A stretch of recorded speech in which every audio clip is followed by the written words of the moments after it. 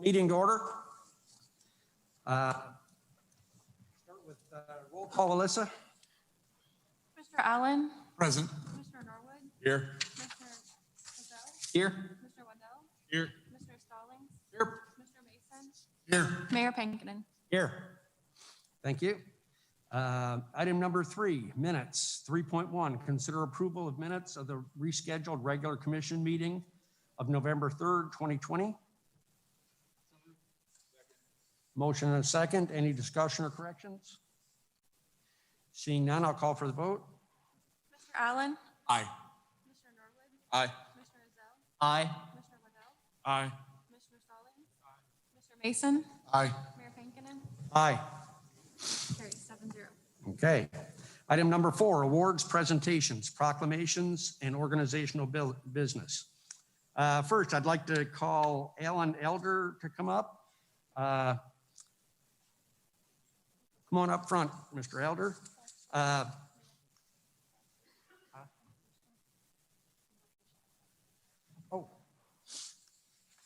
If you would just take a seat, sir, and we'll get to you in just a second. I'm going to start with the invocation and flag salute. Invocation today is going to be by Pastor Damon Burpo, and our flag salute is going to be a volunteer in the middle of the audience here, Cora Fletcher. So, Pastor, if you'd start us off. Yes, sir. Thank you so much. Please join me in prayer. Heavenly Father, we just thank you for this day. I thank you for the city of Enid. I thank you for the mayor and the commissioners, Lord, and every employee from the top to the bottom, Lord. We just thank you for the freedom that we have in the United States of America. And I thank you, Lord, that you have inspired these men and the decisions that they make, Lord, that they hear from you. In Jesus' name, amen. Okay, Cora.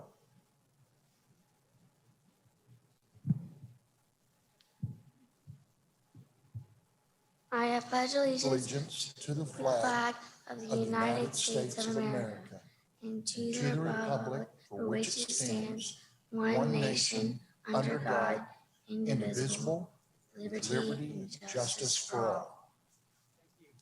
Thank you both. All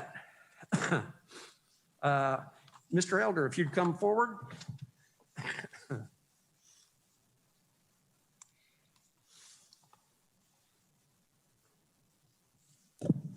Recently presented a proclamation from Common Bonds. They recognized us for the work that we're doing, changing the philosophy and the way that we actually look at it. We don't call it animal control, we call it animal welfare, but it's more than a change in terminology. It's recognizing the fact that instead of euthanizing so many animals, we've got almost a 90% success rate of adoptions. Really remarkable. That's really virtually every animal that is adoptable is being adopted. So they recognized our community for that, and it was Alan's work and the people in his organization that did that. So I wanted to present him with one of my mayor's coins this morning or this afternoon.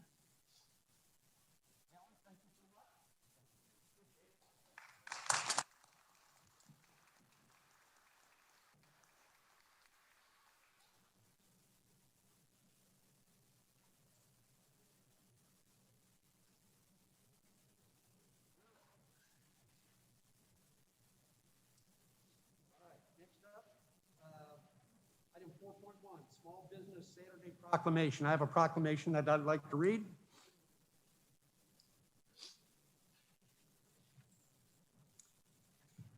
Whereas the government of Enid, Oklahoma celebrates our local small businesses and the contributions they make to our local economy and community, according to the United States Small Business Administration, there are 31.7 million small businesses in the United States. They represent 99.9% of all businesses with employees in the United States and are responsible for 65.1% of net new jobs created from 2000 to 2019. And whereas small businesses employ 47.1% of the employees in the private sector in the United States, 62% of US small businesses reported that they need to see consumer spending return to pre-COVID levels by the end of 2020 in order to stay in business. 65% of US small business owners said it would be most helpful to their business to have the regulars return and start making purchases again. And 3/4 of US consumers are currently looking for ways to shop small and support their communities. And whereas 96% of consumers who shopped on Small Business Saturday agree that shopping at small, independently owned businesses supports their commitment to making purchases that have a positive social, economic, and environmental impact on 90% of consumers who shopped on Small Business Saturday agree that small businesses are essential to their community. And whereas 95% of consumers who shopped on Small Business Saturday reported the day makes them want to shop or eat at small, independently owned businesses all year long, not just during the holiday season. And whereas Enid, Oklahoma supports our local businesses that create jobs, boost our local economy, and preserve our communities, and advocacy groups, as well as public and private organizations across the country have endorsed the Saturday after Thanksgiving as Small Business Saturday. And now, therefore, I, Mayor George C. Pankinen, on this important occasion, by virtue of the authority vested in me as mayor, and on behalf of the city of Enid, do hereby declare November 28th, 2020 as Small Business Saturday. In witness whereof, I hereunder set my hand and cause the seal of the city of Enid to be affixed this 28th day of November 2020. Signed, George C. Pankinen, Mayor of Enid. So it's I think I know everyone that I have ever met was married to, moms, sisters, wives. The day after Thanksgiving is like the biggest national holiday in the world. It's undeclared. I'm surprised Hallmark doesn't have a card yet. But I appreciate the fact that we recognize the importance of shopping on that day and what it does for our community. So anyway, that's the proclamation for that. All right, item 4.2, Vance Development Authority quarterly update by Mike Cooper.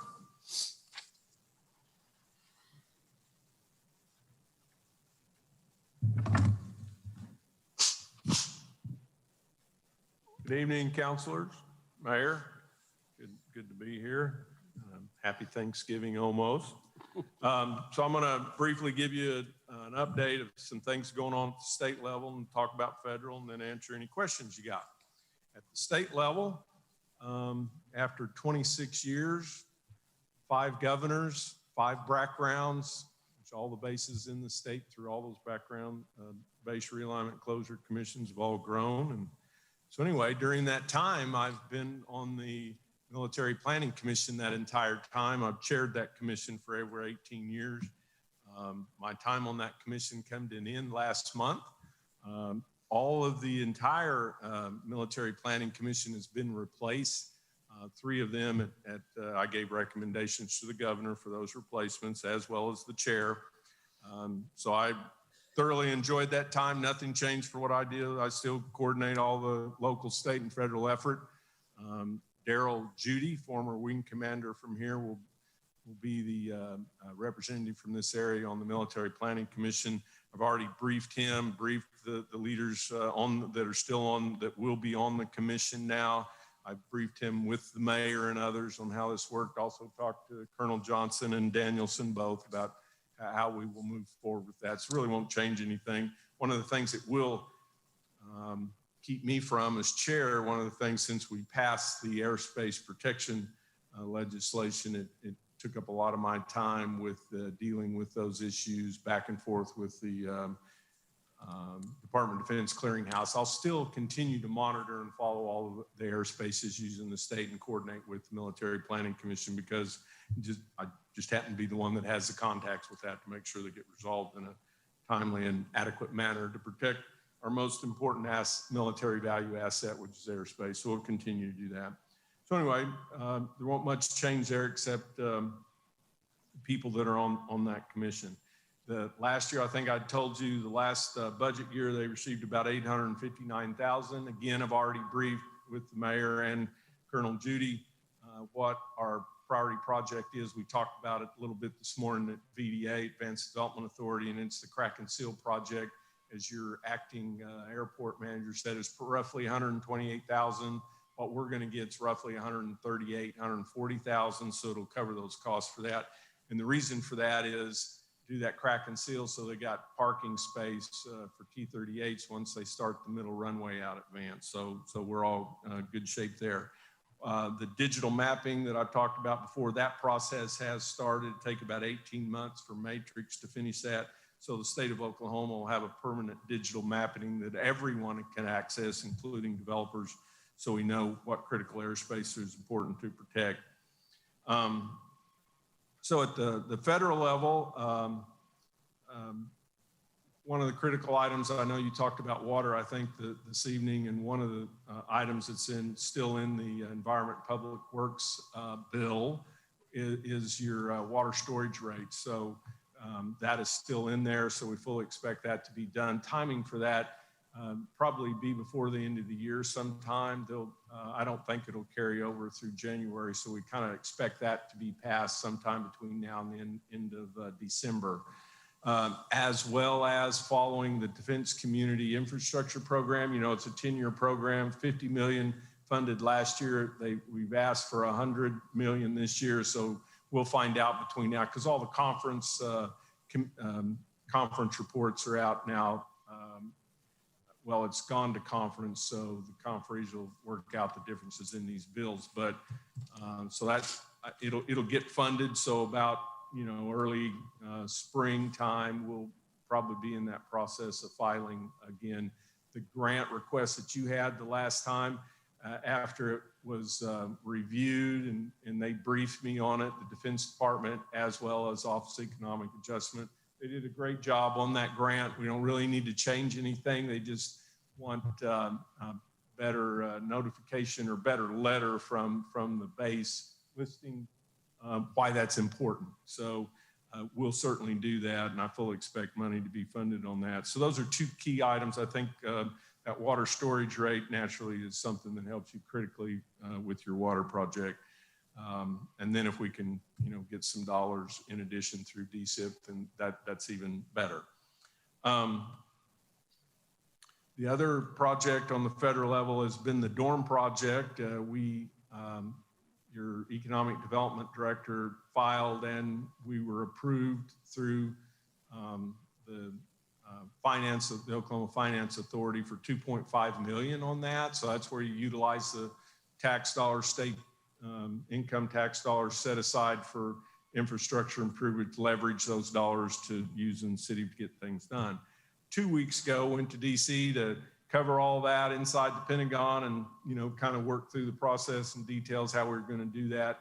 And in the meeting with Secretary Miller, some of you that have been up there before, Jennifer Miller, the installation secretary for the Air Force as well, we because of legal issues, we're not going to be able to do it how we thought, and they're going to do MILCON project they thought, but that the $2.5 million could help Air Education Training Command leverage that to position that as a critical #1 project, move it forward.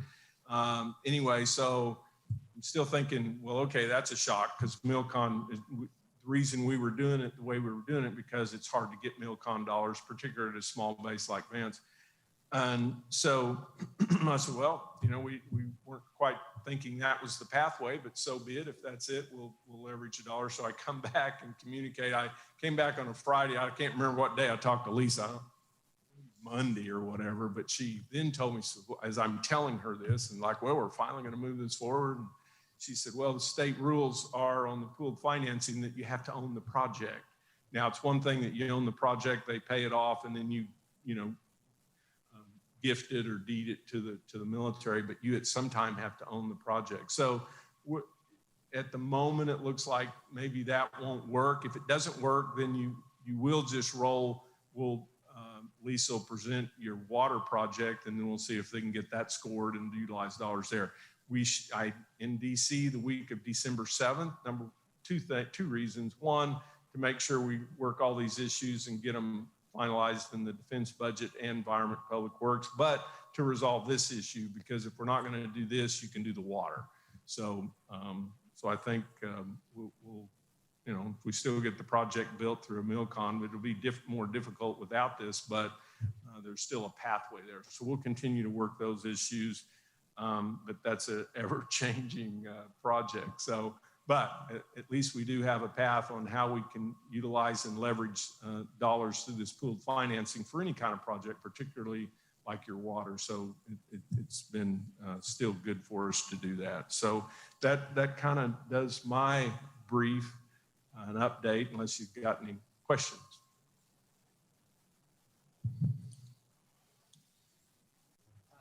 I just want to say, Mike, thanks so much for all the service that you've given and leadership you've given for the strategic board. So you're not the president after 18 years, but mentor is a word that you'll become familiar with. So yeah, all the commission, I still, as you know, you can imagine, I'll still be attached to the hip with the commission. So we'll work with them and the governor and the legislature. So we'll continue to do that. All right, great. All right. Thank you. Thank you.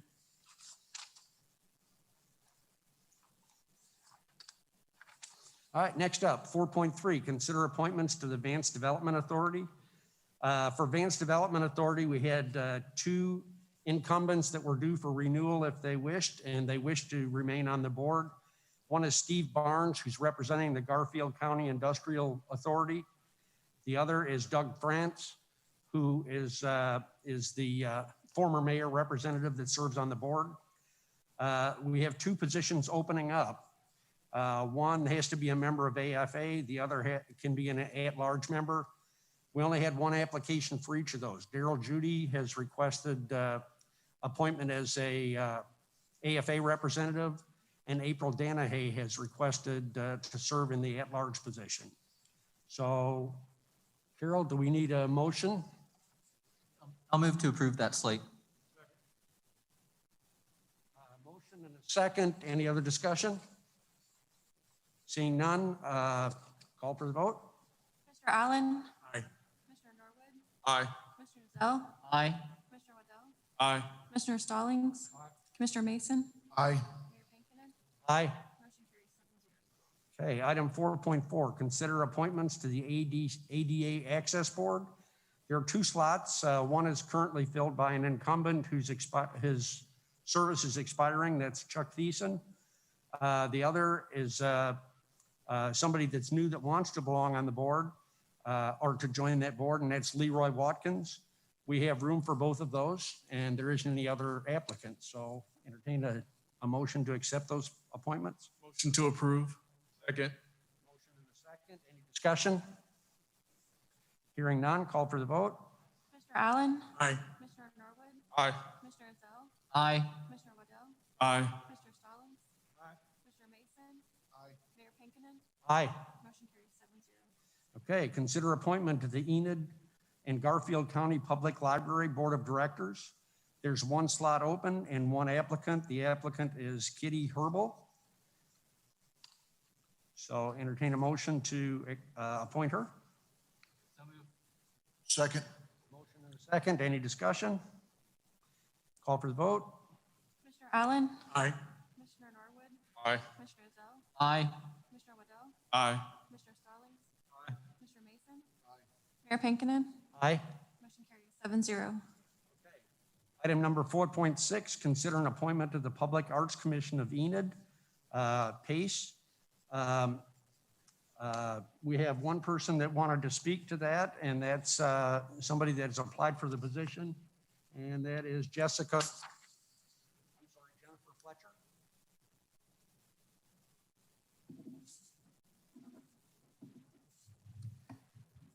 Mayor, Commissioners, my name is Jennifer Fletcher, and I thank you for considering me for the Public Arts Commission of Enid. I just wanted to say I've loved art since the 4th grade when I got to make my first little hand puppet, and it actually turned out looking like a little dog. And I've been taking art classes, every art class that I have been able to take, up to majoring in art in college, and spending a year abroad in England studying art and traveling to as many major museums that I could get to, and major museums in the U.S. also.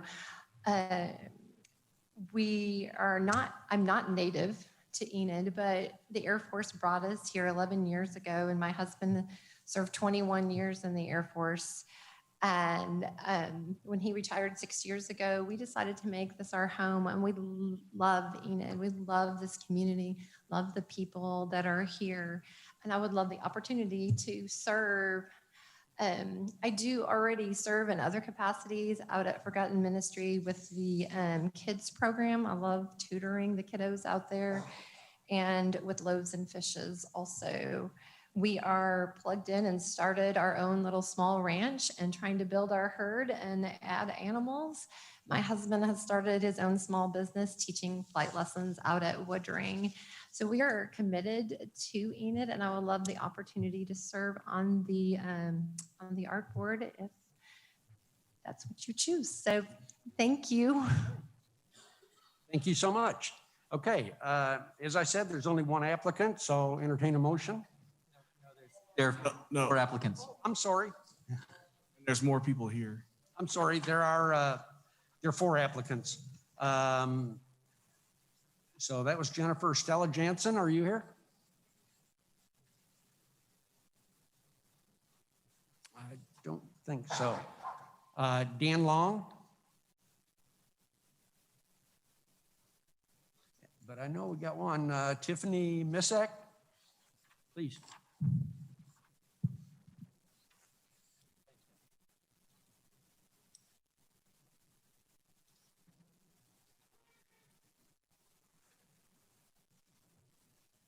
Hello, I am Tiffany Mishak. I appreciate your consideration for an appointment to the Public Arts Commission of Enid. Art is a form of expression. I think it is important to have art that showcases and represents your community, especially for visitors coming to town. Art helps communities develop cultural understanding and a cultural identity, as well as provides a sense of belonging for the public. On a personal level, I have enjoyed seeing the new murals and art installations that have been going up around Enid. And I especially appreciate hearing the stories about what inspired the various forms of artwork. During National Arts and Humanities Month, I helped expose our Northwestern Oklahoma State University students to public art in the area through a scavenger hunt. I really hope it helped my students realize the rich appreciation for art that we have right here in Enid.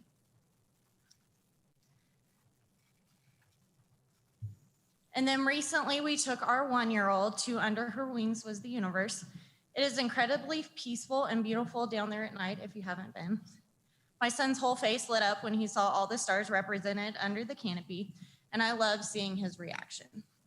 I think it just shows that people of all ages can appreciate art. And I hope more generations are able to appreciate art the way our family does. I would enjoy becoming part of the process to bring new art to the city of Enid, and would very much be excited for the opportunity to serve on this board. Again, thank you for your consideration. Thank you. Okay, commissioners, we have in front of you a ballot. There are 4 individuals that we've already discussed. Please mark your ballot, fold it in half, and we'll pick those up.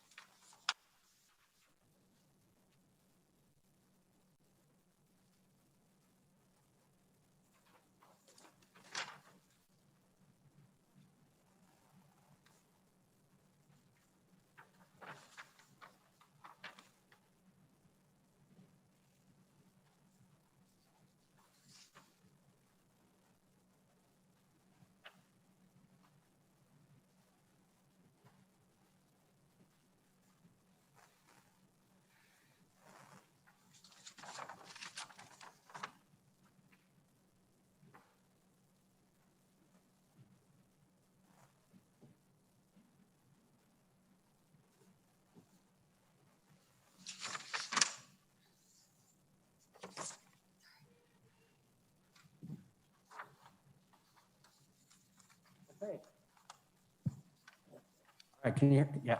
All right, results of the ballots are as follows. Stella Jansen got 2 votes, one from Commissioner Allen and one from Commissioner Ezell. Jennifer Fletcher got 5 votes, one from Commissioner Norwood, Commissioner Waddell, Commissioner Stallings, Commissioner Mason, and Mayor Pankinen. So with 5 votes, Jennifer Fletcher is the one that is selected. Congratulations, Mrs. Fletcher. And Tiffany, thank you so much for coming as well. I hope you'll consider other positions that come forward, both in art and other things to serve the community. So I appreciate that. Again, congratulations, Mrs. Fletcher.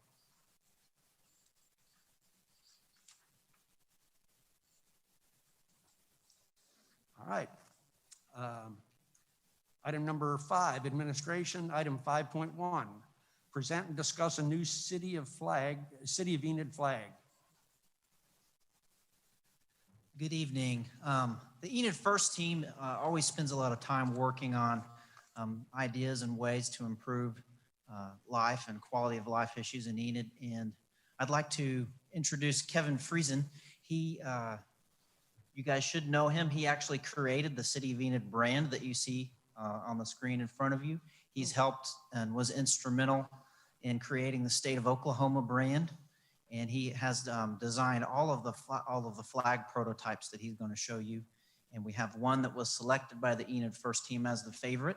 And we wanted to take a minute and show you the Enid flag that was designed and that the Enid First team likes the most. And without further ado, Kevin.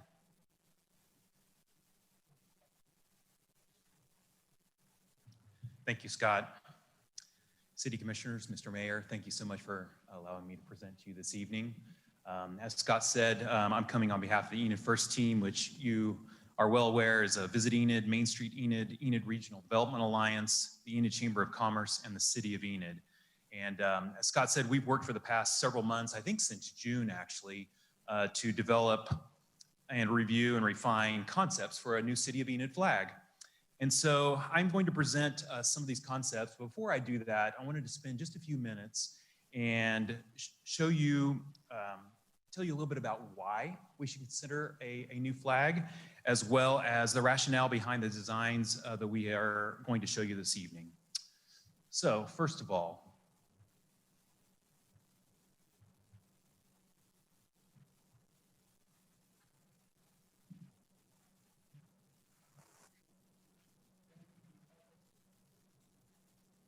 here we go. All right, why a city flag? So additional branding and identity alongside our brand identity is one of the main reasons for doing this. When we consider, and I'll show you some examples in a little bit of other city flags that are out there, this gives us a way to extend our design and extend our brand out there and to strengthen our brand equity. Again, I'll show you some examples in a little bit. It gives us a point of pride, additional ways to promote our city. For instance, if you think about the overpass, I think they are designing, Gerald was saying that they are putting in some flag holders. And so we could put this flag actually along there for special events. There's other places in the city where we could certainly display this flag that would be different than what we can do with our logo. Thirdly, it's something that's going to be easily adoptable by the general public. And it opens up many new avenues for promoting our city and its unique brand. I think this is a very strong point, and you'll see this. I'll show you an example of what Tulsa's done. You can look out there sometime and see what Chicago, for instance, has done. But our logo, the way it is not necessarily something that we are allowing to be promoted as much. We want it to be used properly and in a certain, the correct context. But a city flag will allow us to be able to do that in a much broader way. And I'll show you some examples of that when we get to the end. And then lastly, you'll see that many other cities are doing this. A couple of them that we'll look at here in Oklahoma are Tulsa and Norman, and I'm sure that all of you have seen some of the examples of how they are utilizing their new flag. So there are some principles. Well, here's a Tulsa example. So the flag is up there on the left side, and then these are just some of the things. If you get on the internet, you can see hundreds and hundreds of ways that they're utilizing their flag. So there's some principles to follow that I wanted to go through. I think it's very helpful for us to be kind of on the same page for how we should design a flag. There's a booklet that was put out by the North American Vexillological Association called Good Flag, Bad Flag, right here. Okay, and this is basically considered to be the authority on flag design. And so there's basically 5 principles that you want to follow when you design a flag. The first thing is keep it simple. One of the things that we want to look at is a flag should be so simple that a child can draw it from memory. Okay, we want them to be able to think about that and be able to just draw it from memory. And so this is one of the tests that you can always use on a flag to see, is this actually a good design or not? Number 2, we're going to use meaningful symbolism. And that's not it. Derek? That's called irony. Yes, that's right. Meaningful symbolism. So we want to look at things that are flags, images, the colors or the patterns. They need to relate to something, in our case, to our city. There needs to be some meaning behind this thing, obviously, not just random. Using 2 to 3 basic colors, and I'll show you some flags that violate this in a big time way. We want to limit the number of colors on the flag and make that simple.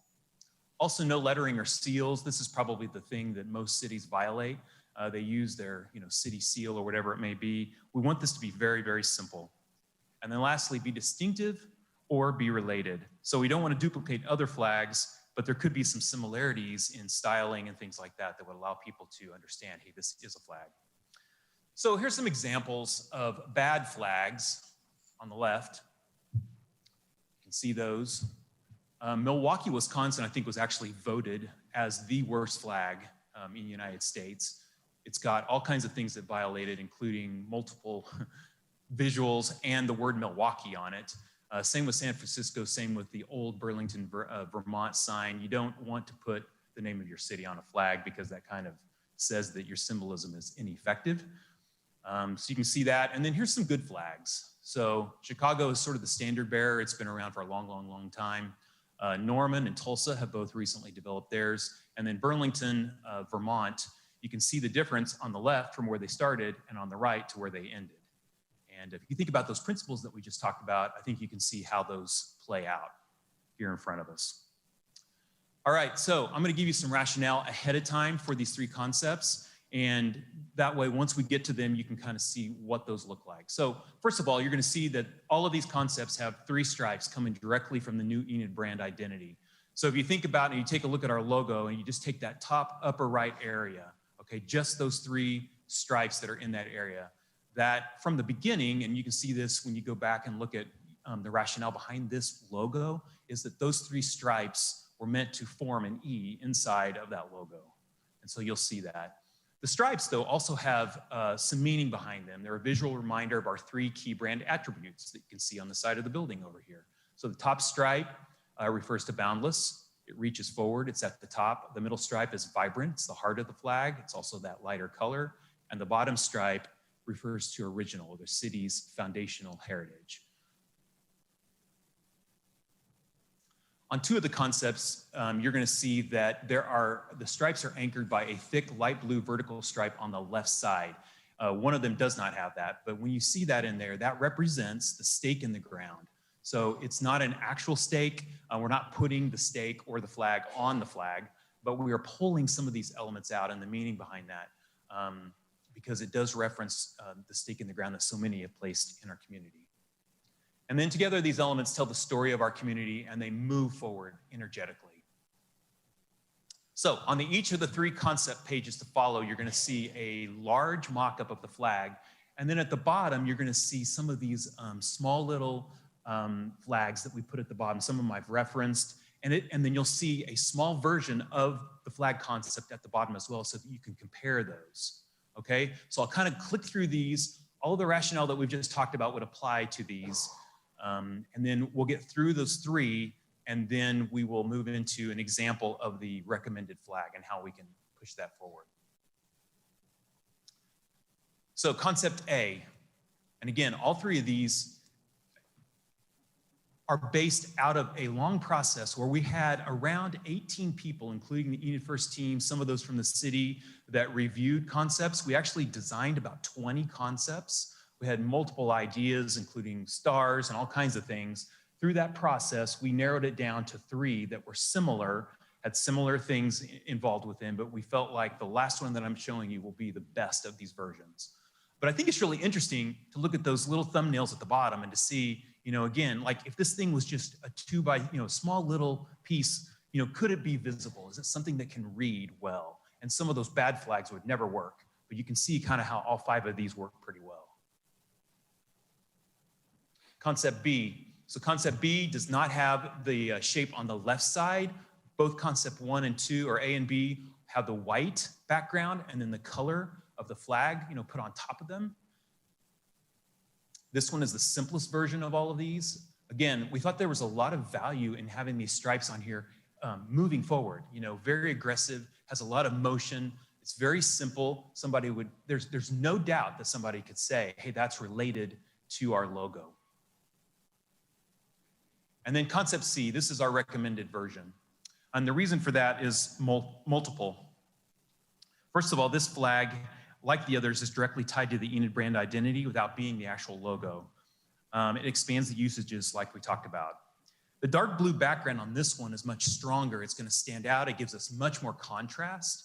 And we feel like having those stripes being light on top of that is going to help it to really stand out much better than the other ones. It's a quicker read that way. The light blue is secondary, but it helps to anchor the mark to the flagpole. One of the principles of a lot of designs, and you can see it in Norman and Tulsa, is that a lot of times you will put an element towards the left of the flag or where it anchors to the pole. And as that flag is a little more limp, it's not blowing straight out, you're still going to be able to see those elements. And that would be the case for this.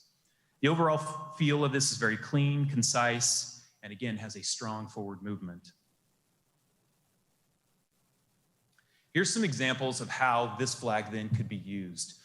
So you can see that we can break it out. We can have it on all kinds of shirts. We could have it on, all kinds of wearables. It could be used either in one color, like on the koozie there, or on the candle. You can't see it very well on the screen, but it's basically very lightly on there like that. We could emboss it. We can use it in 2 color, 1 color, or various ways. We think that this is something that could be easily adaptable. And we have an example. Scott and Derek were able to order. This is not the same material that you would put on a real high quality flag, but you can at least see what it looks like there behind you.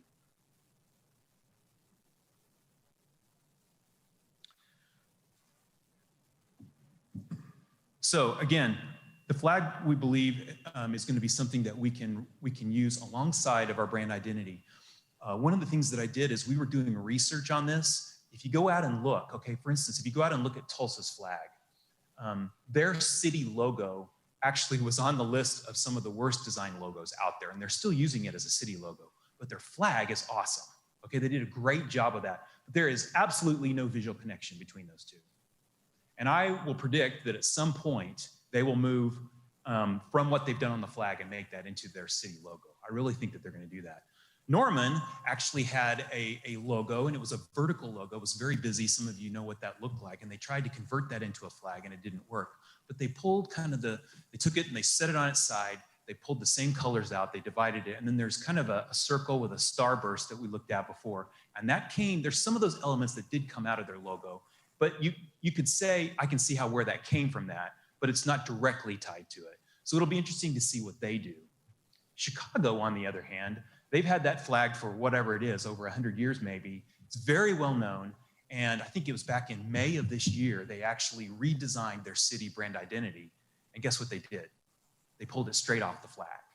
Okay, so it's a very simple little kind of a blue rectangle, and then one of the stars, and then the word Chicago in a very strong, bold font. So they did the flip side of that, okay, because they had so much brand equity in the flag that they said we have to tie them together. And so we're coming to you today to say we believe that we can do the same thing here. We can have much better brand equity by tying it to our logo, but doing it in a way that's different, somewhat different. It's simplified and allow it to be adopted very well by the public. So I want to thank you for allowing me to be here. I would entertain any questions that you might have. Try to answer those if you do have questions.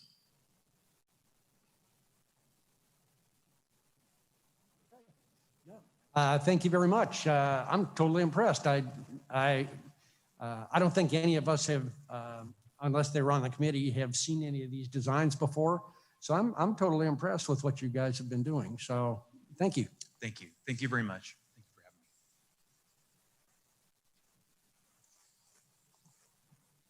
having me. Okay, item 5.2, consider a resolution of the City of Enid through the Mayor and Board of Commissioners declaring the necessity for taking and appropriating and condemning a certain tract of land, tract G231 Caw Pipeline Project located at Garfield County for purposes of constructing and maintaining the Caw Lake Water Pipeline and authorizing, directing the city attorney or her designee to commence proceedings to condemn such tract. Second. Motion to approve and second. Is there any other discussion? Seeing none, call for the vote. Mr. Allen? Aye. Mr. Norwood? Mr. Ezell? Aye. Mr. Waddell? Mr. Stallings? Mr. Mason? Aye. Mayor Pinkinen? Aye. Motion carries 7-0. Item 5.3, consider a resolution of the City of Enid through the Mayor and Board of Commissioners declaring the necessity for taking, appropriating, and condemning a certain tract of land, tract G254 Caw Lake Pipeline Project, located in Garfield County for purposes of constructing and maintaining the Caw Lake Water Pipeline, and authorizing, directing the city attorney or her designee to commence proceedings to condemn such tract. Motion and a second. Any other discussion? Call for the vote. Mr. Allen? Aye. Mr. Norwood? Aye. Mr. Ezell? Aye. Mr. Waddell? Aye. Mr. Stallings? Aye. Mr. Mason? Aye. Mayor Pinkinen? Aye. Motion carries 7-0. Item 5.4, consider resolution amending the 2020-2021 general fund budget by appropriating additional funds in the amount of $200,000 to increase the 2020-2021 appropriated amounts for the general fund, general government department. Second. Motion and a second. Any other discussion? Seeing none, I'll call for the vote. Mr. Allen? Aye. Mr. Norwood? Mr. Ezell? Aye. Mr. Waddell? Aye. Mr. Stallings? Mr. Mason? Mayor Pinkinen? Aye. Motion carries 7-0. Okay. Item 5.5, consider a resolution declaring a disaster emergency in Enid as a result of the severe winter weather in late October 2020 and authorizing the taking of any and all action to respond and recover from the disaster, to include seeking reimbursement from FEMA and the state, entering into immediate contracts, and authorizing an expedited bidding process for debris removal and declaring an emergency. Second. Motion and a second. Any other discussion? Call for the vote. Mr. Allen? Aye. Mr. Norwood? Aye. Mr. Ezell? Aye. Mr. Waddell? Aye. Mr. Stallings? Mr. Mason? Mayor Pinkinen? Aye. Motion carries 7-0. Okay. Item. Emergency. Okay. Motion to declare an emergency. Was that not in the other motion?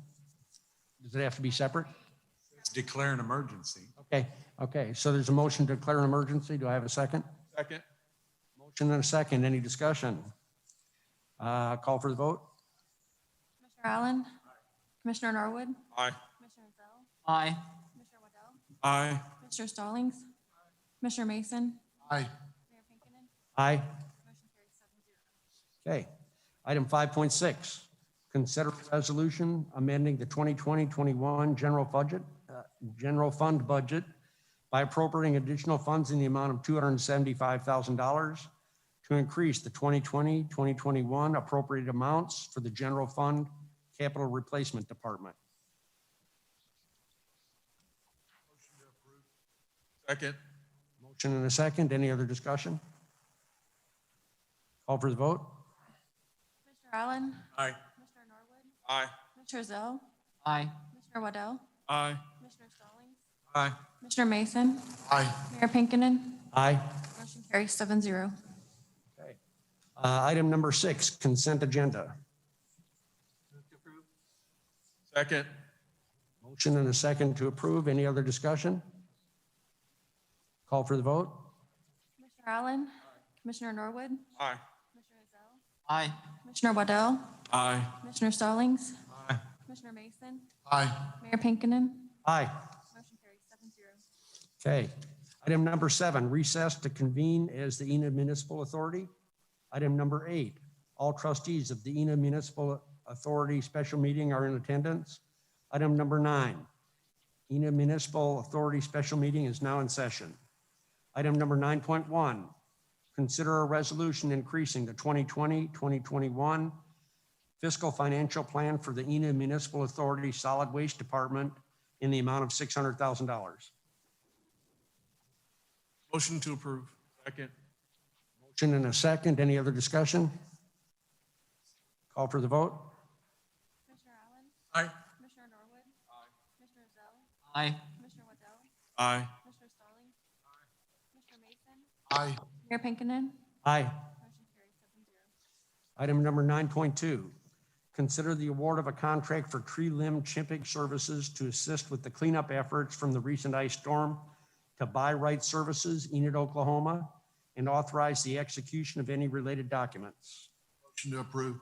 Second. Motion and a second. Any other discussion? Call for the vote. Commissioner Allen? Commissioner Norwood? Commissioner Ezell? Aye. Commissioner Waddell? Aye. Commissioner Stallings? Aye. Commissioner Mason? Aye. Mayor Pinkinen? Aye. Motion carries 7-0. Item 9.3, consider the award of a contract for brush and limb removal to assist with cleanup efforts from the recent ice storm with Brown's Tree Care and authorize execution of all contract documents. Motion and a second. Any other discussion? Call for the vote. Commissioner Allen? Aye. Commissioner Norwood? Aye. Commissioner Ezell? Aye. Commissioner Waddell? Aye. Commissioner Stallings? Commissioner Mason? Aye. Mayor Pinkinen? Aye. Motion carries 7-0. Item number 9.4, approval of claims in the amount of $143,048.78. So move. Second. Second, any discussion? Call for the vote. Commissioner Allen? Aye. Commissioner Norwood? Aye. Commissioner Ezell? Aye. Commissioner Waddell? Aye. Commissioner Stallings? Commissioner Mason? Aye. Mayor Pinkinen?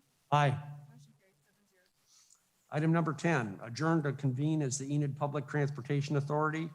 Item number 11, all trustees of the Enid Public Transportation Authority special meeting are in attendance. Item number 12, Enid Public Transportation Authority special meeting is in session.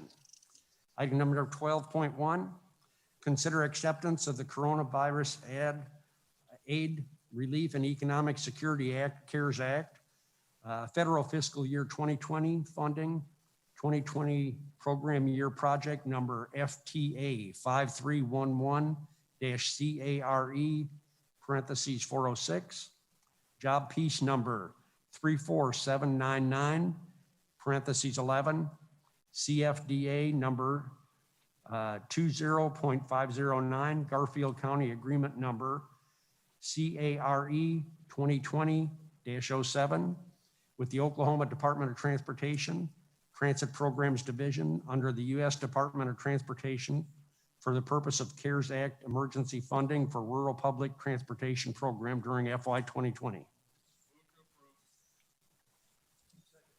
Motion and a second. Any discussion? Call for the vote. Commissioner Allen? Aye. Commissioner Norwood? Aye. Commissioner Ezell? Aye. Commissioner Waddell? Aye. Commissioner Stallings? Aye. Commissioner Mason? Mayor Pinkinen? Aye. Motion carries 7-0. Item 12.2, approval of claims in the amount of $1,887.55. Second. Motion and a second. Any other discussion? Call for the vote. Commissioner Allen? Aye. Commissioner Norwood? Aye. Commissioner Ezell? Aye. Commissioner Waddell? Aye. Commissioner Stallings? Commissioner Mason? Mayor Pinkinen? Aye. Motion carries 7-0. Okay. Item number 13, adjourn to reconvene as the Enid City Commission. Item number 14, public comments. We've had a few that we already brought up during the course of the meeting. Mr. Isaac Myers asked to do public comments. Sir, would you come forward?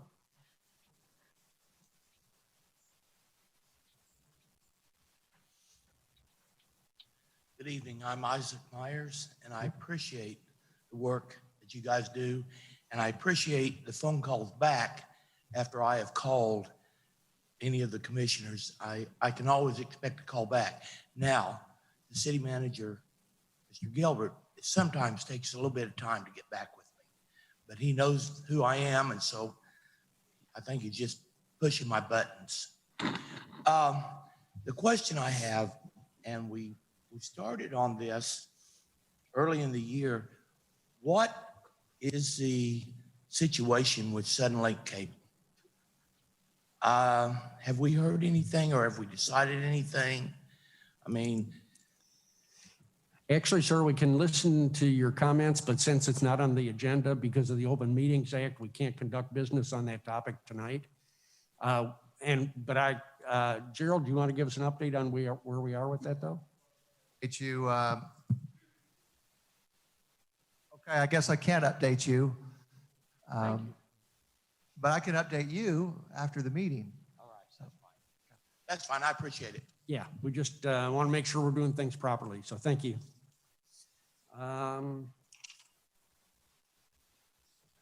Commissioner Azell, you signed up? Yeah, I was really thinking when we were talking about the small business proclamation. And looking at our agenda tonight, and this is just public comment, but looking at our agenda tonight, we are in the worst condition in our community with the pandemic that we've been since the outset. And there's nothing on the agenda that really addresses it, with the exception of maybe the Public Transit Authority. But we have repeatedly failed to act, and it's an embarrassment. And 4 of you, Jerry, George, Rob, and David, have said at multiple meetings that if conditions keep getting worse, you'll revisit things. And conditions are worse, guys. I read the emails that we get with from the weekly COVID community communications group meetings that, George, you are part of. The email we got today, there are no ER beds available. Nurses and doctors are on the verge of tears. We have schools closed at least through Thanksgiving. God knows how long that's going to last. Well, at the same time, in Oklahoma, municipalities with a mask mandate grew their infection rate 1/3 as much as communities without a mask mandate between August and November. We've had 33 people die in our town. 33 people die. Our 7-day average, the per capita rate is 71.45 people per 100,000. None of you have said at what point worse is worse. It's really damn bad. If we had been able to reduce our infection rate to 1/3 of what it is, we could have saved 22 lives. This math isn't complicated. None of this is complicated. And I am baffled that not a single one of you, not a single one of the 4 of you, will even announce to this community when is enough. People are dying. This is insane. There is so little we can do. There's so little that any of us can do. There's like 2 things. And the 4 of you have refused to do it. When the public health experts told us months ago that this would happen, when it happened, when we saw it come to pass, we never imagined 6 months ago that we would have rates this high in our town, but we do. There's nothing on the agenda. We're not doing anything. I've been asking the 4 of you, any one of you, to try something different, and none of you will. And you also won't tell the community when enough is enough. I would challenge everyone in this community to ask the 4 of you. Because if you tell us in meetings that if things are going to get worse, you're going to revisit it, but you won't say what worse means, it's kind of a hollow promise. People need help. Our hospitals are begging for help. Krista and Finney are stretched past their capacity. Maggie's stretched past her capacity. We don't have room to screw around anymore. I don't know when enough is going to be enough, and I would just beg you guys to come to your senses on this and challenge everyone in the community to talk to your commissioners about this, please. And those of you that are listening, please wear a mask. It really does help. We really are risking lives for no good reason, for a little scrap of fabric, and it's crazy that we're not doing more. Please come around one of these days. That's all I had.